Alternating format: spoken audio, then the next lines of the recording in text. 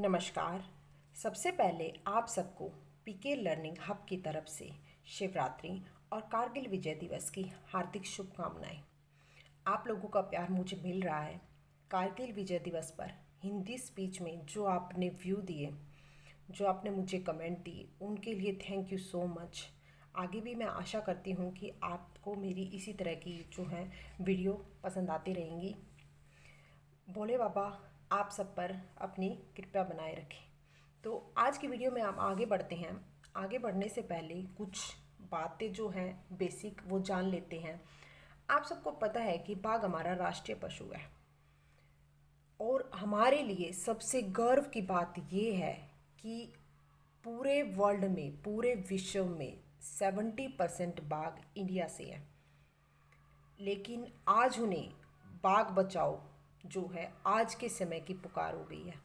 आप सबको पता है कि 29 जुलाई को बाघ विश्व दिवस मनाया जाता है और इस विश्व दिवस जो मनाया जाता है इंटरनेशनल टाइगर डे, इसका सिर्फ एक ही मोटो होता है, एक ही उद्देश्य होता है कि आम लोगों तक इनके बारे में, बाघ के बारे में, मतलब लोगों को जागरूक किया जा सके। तो आज इस कविता के माध्यम से भी मैं बाघ की पीड़ा को आम लोगों तक पहुंचाना चाहूँगी। इस कविता के माध्यम से आम लोगों तक पहुंचाते हैं। बाघ केवल एक प्राणी ही नहीं है। हम सिर्फ उसे ये नहीं कह सकते कि वो एक जीव है, एक प्राणी है, एक एनिमल है जो जंगल में रहता है। नहीं, वो हमारे देश का गौरव है। बाघ से ही जंगल है। जो हमारा चेन सिस्टम होता है, वो अगर बाघ नहीं होंगे तो पूरे जंगल का ख़त्म हो जाएगा। तो बाघ है तो जंगल है। बाघ है वन का सवेरा, इसके बिना है जंगल अधूरा। चलो आगे बढ़ते हैं, अपनी कविता को शुरू करते हैं। अच्छी लगे तो thumbs up, like, share and subscribe जरूर करें।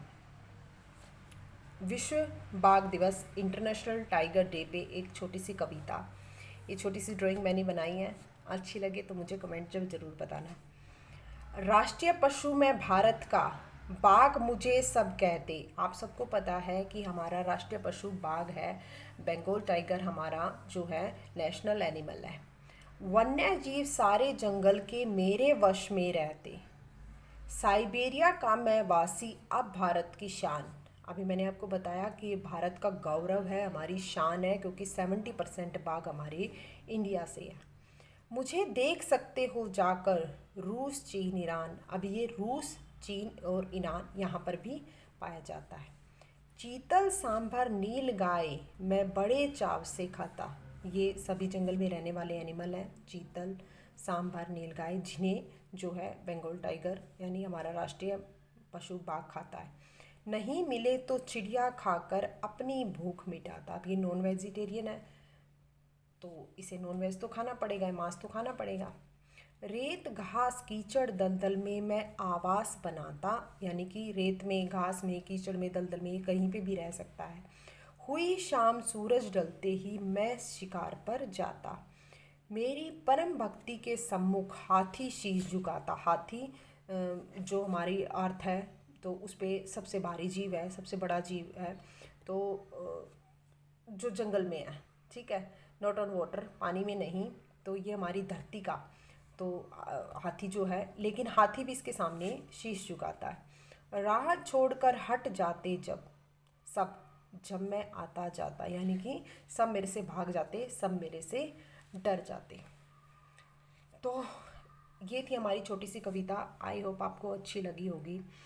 तो ये है जंगल के बाघ बचाओ, प्राकृतिक जो संतुलन है उसे बिगड़ने से बचाओ। अभी मैंने बताया कि हमारा चेन सिस्टम होता है कि कोई चीज़ किसको खा रही है, फिर वो उसको खा रही है, उसको खा रही है, तो हमारे प्रकृति का संतुलन बना रहता है। अगर उनमें से एक भी चीज़ विलुप्त हो जाएगी तो हमारा सब कुछ इनबैलेंस हो जाएगा। तो ये हमारे जंगल की शान है। इसीलिए हाँ, बहुत सारे जैसे इसके शिकार हो रहे हैं और मर रहे हैं। तो हमें आम लोगों तक पहुंचाना है इनको कि उनका शिकार ना करें। हमें अपने, हमारे राष्ट्रीय गौरव को जो है बचाना।